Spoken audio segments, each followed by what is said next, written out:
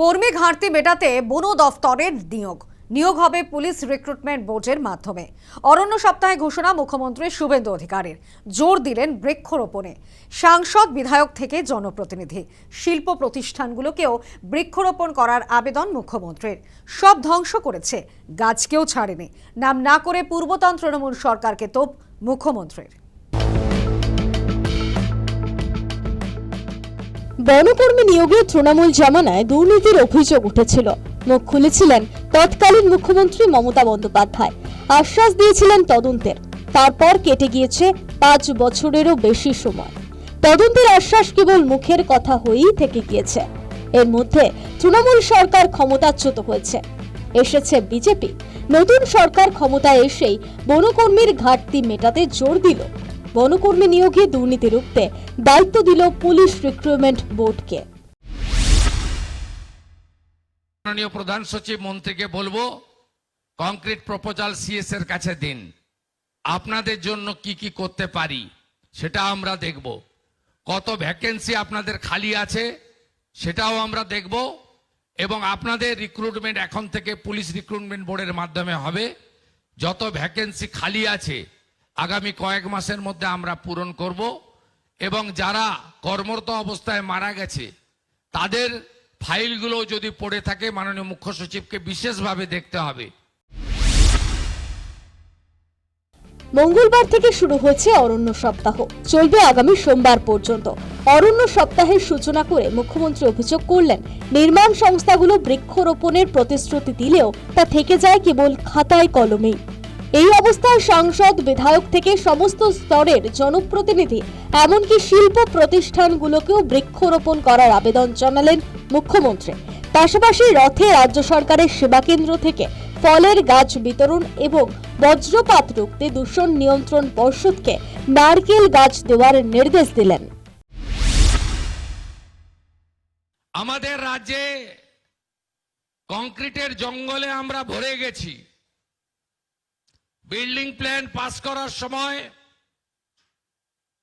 বিভিন্ন প্রতিষ্ঠান তৈরির সময় সবাই আমরা লিখে দিচ্ছি পৌরসভা, কর্পোরেশন, জেলা পরিষদ, পঞ্চায়েতকে, যে 2/3 আমরা পরিকাঠামো বানাবো, ইনফ্রাস্ট্রাকচার বানাবো, 1/3 আমরা প্ল্যান্টেশন করব। কেউ মানে না। 70টি বড় রথযাত্রার উৎসব হচ্ছে। পশ্চিমবঙ্গ সরকার তথ্য সংস্কৃতি দপ্তর, পুলিশ এবং হেলথের সাহায্যে সেবা ক্যাম্প করছে। সেখান থেকে গাছ বিতরণ করুন, ফলের গাছ দিন।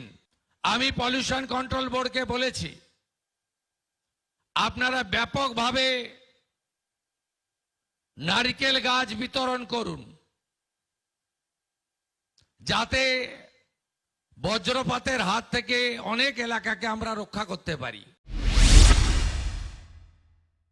বস্তুত পূর্বতন তৃণমূল জামানায় রাজ্যে ব্যাপক হারে বৃক্ষচ্ছেদের অভিযোগ উঠেছে। ব্যাপকভাবে ক্ষতিগ্রস্ত হয়েছে রাজ্যের পশ্চিমাঞ্চলের জঙ্গলমহল, উত্তরবঙ্গের ডুয়ার্সও। প্রভাব পড়েছে বন্য প্রাণেও। প্রায়শই হাতি সহ বিভিন্ন প্রাণী চলে আসছে লোকালয়ে। এই অবস্থার জন্য পূর্বতন তৃণমূল সরকারকে নাম না করে একহাত নেন মুখ্যমন্ত্রী।